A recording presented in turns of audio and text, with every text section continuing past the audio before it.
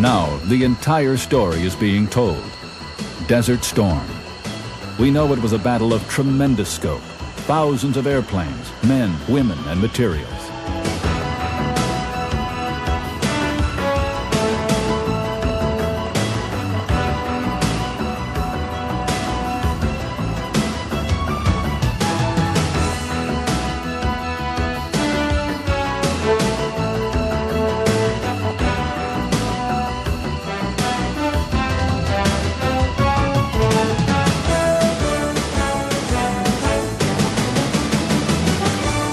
But as with any battle, it must be fought by individuals.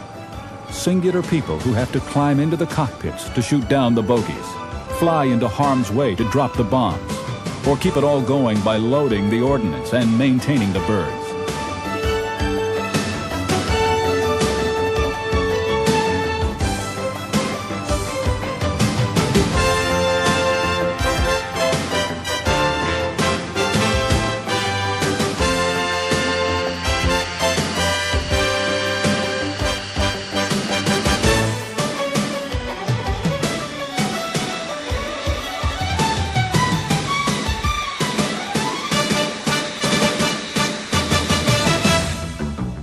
This is not a story of the big picture.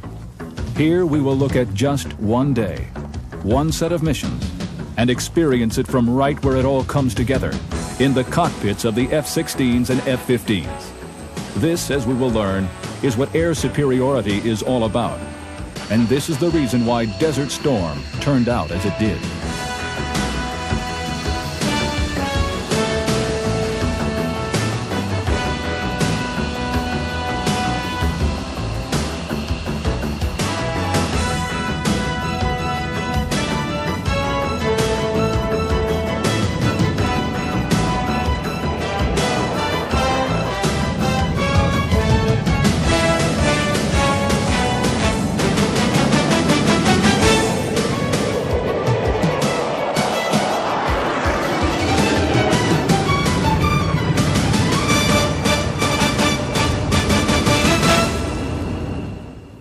Early morning, somewhere in the desert of Saudi Arabia, a group of F-16 jocks discuss the upcoming mission.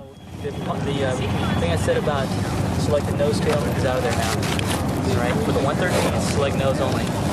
For the 904s, 905s, that'll be nose tail. Already they have been out dozens of times, found hundreds of targets, and dropped a seemingly endless stream of bombs. Meanwhile, the ground crew is loading up the ordnance. They work quickly, realizing this is just one of several missions that will be flown on this day alone. As far as how quick we do it, it's just how quick the pilot can get back up in the air. And they're happy with the way we're doing it because the max time I believe that the pilots are having to sit on the ground is about 30 minutes. So as soon as he can get here, within 30 minutes he can be back up and heading back to hit them again. The last of the F-16s are topped off with fuel. The Falcon cannon is filled with shells, and the fragile airplane literally seems to droop from the weight of its deadly cargo. At this point, there is a sense of anticipation and the not-so-secret hope that not only will the bombs be dropped on target, but perhaps some Iraqi aircraft will come out to fight as well. Obviously, it's a lot more fun when you know there's not. I wouldn't say fun because I hate to say it, but we'd like to come up and play with the air threat. I know you've heard other people talk about, but obviously, all the guys, especially us in the F-16, we'd like to see a little more some of the air threat. This is a real good air-to-air dogfighter. So I guess maybe we're kind of crazy, but we like to see that part. Meanwhile, the F-15 pilots are set to provide combat air patrol for the strike. They too hope the Iraqi aircraft will come up to fight, because undoubtedly these aircraft will be the first to engage. I trained a lot of guys up there flying those airplanes, so I'm kind of up there with them. I got a chance to teach them how to fly the F-15 when they first started out. Now they're up there doing a very good job. Their training is just absolutely magnificent. The training they've done, the training their commanders have given them while they've been here in theater is just absolutely superb.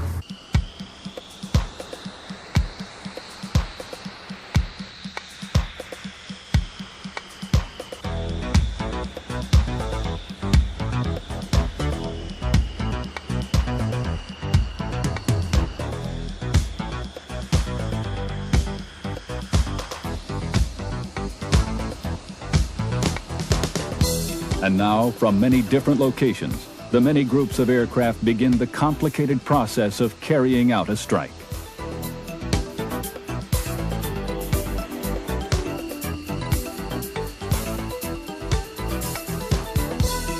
You are flying backseat in an F-16B. Slowly, throttles are advanced, and like some lumbering parade, you and your fellow pilots head for the active runway.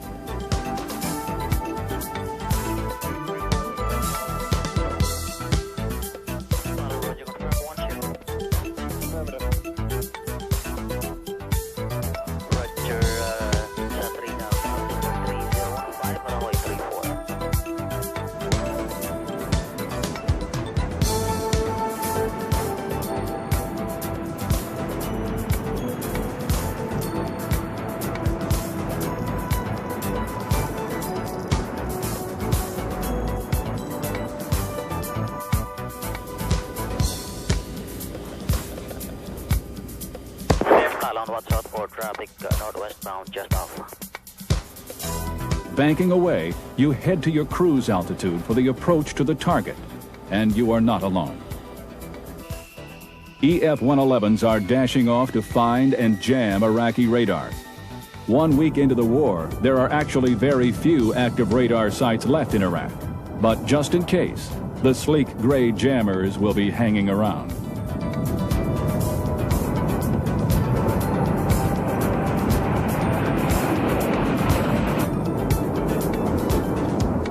And to help out the F-15s, the AWACS, with its huge radome, is set to scan the skies looking for bogies far outside the range of the Eagle's pilot's own radar. The strike is underway.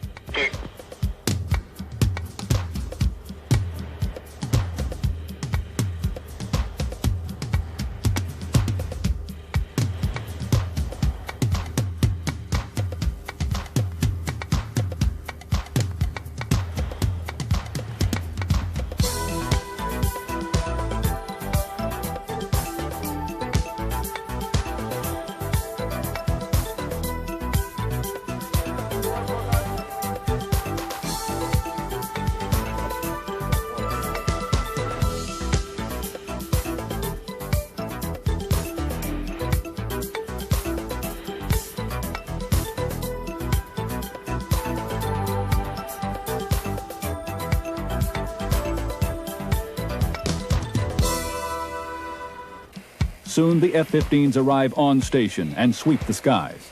Their role is crucial.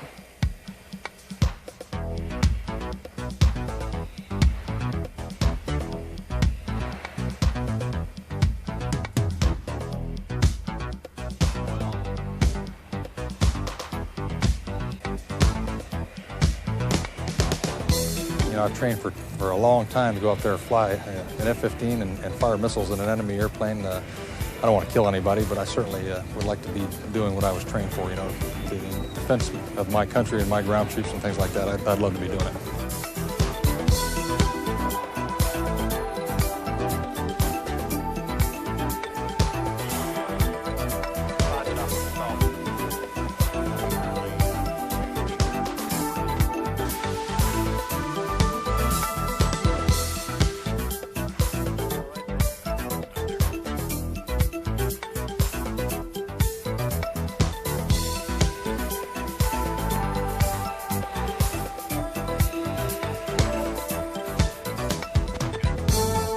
Meanwhile, the F-16s have found the tanker and begin taking on fuel.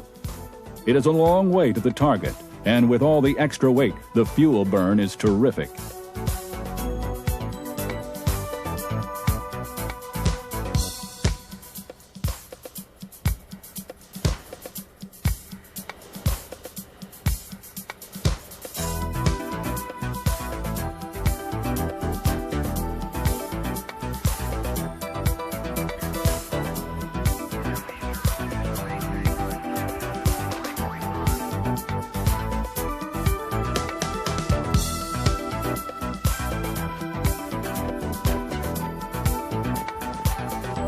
At last, the F-16s are free to head for the target, and with the F-15s providing cover, they swoop down with telling results on the ground.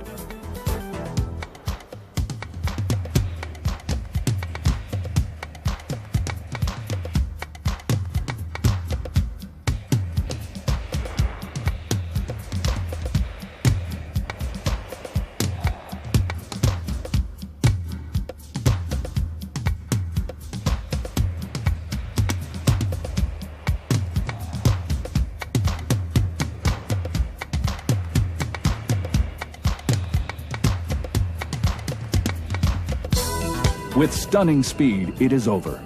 And as the F-16s dash for home, the F-15s make one final sweep of the area.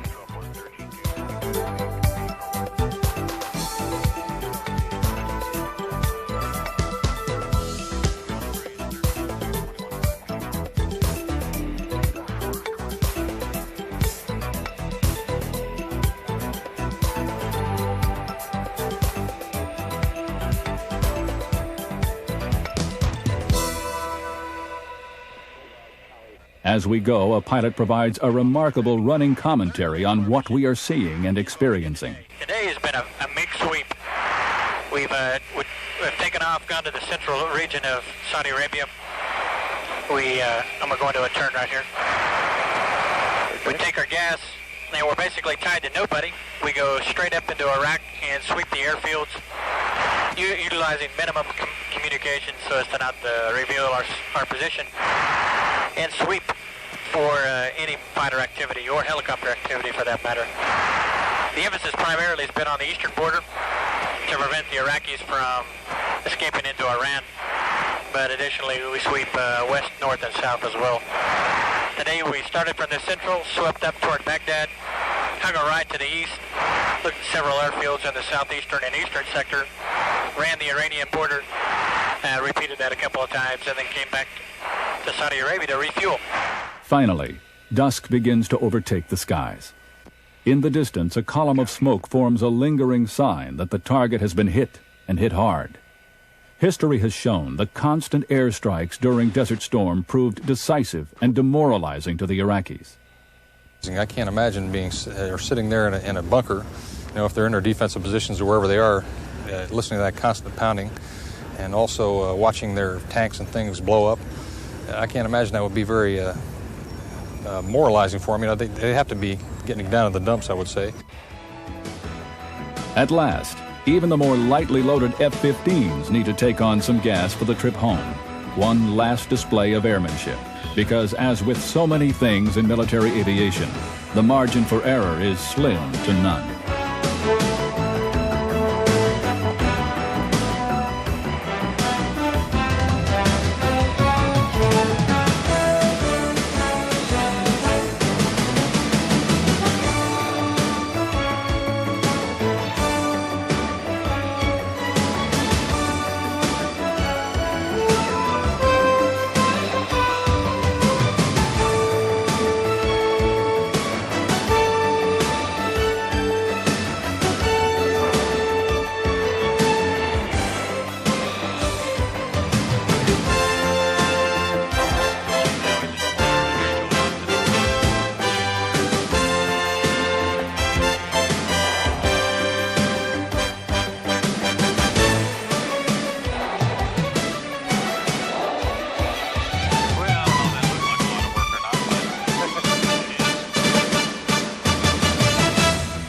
Now, as your F-16 begins to descend back to the base, you can feel the tension wane just a bit.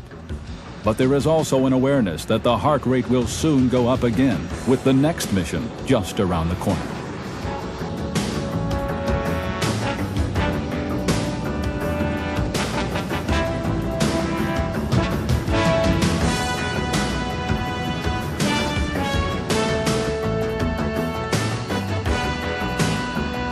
During Desert Storm, pilots of many nations flew more than 100,000 sorties against the Iraqis. When the ground war finally began, it took only 100 hours to achieve the objective. Air power was crucial. But as you can see, every one of those sorties was accomplished by one pilot at a time, one airplane at a time, one step at a time, over and over and over again.